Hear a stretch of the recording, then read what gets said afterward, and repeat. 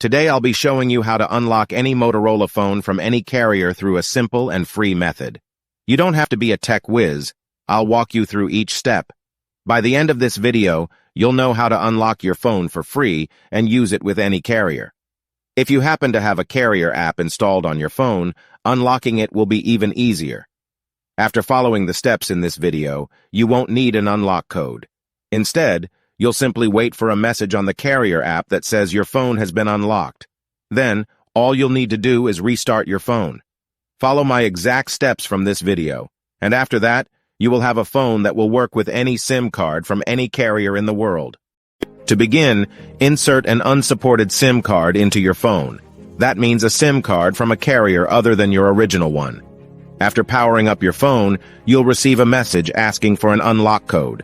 Once you enter the code, your phone will be fully unlocked and ready to use with any carrier. Here's the best part. You can unlock your phone for free on this website.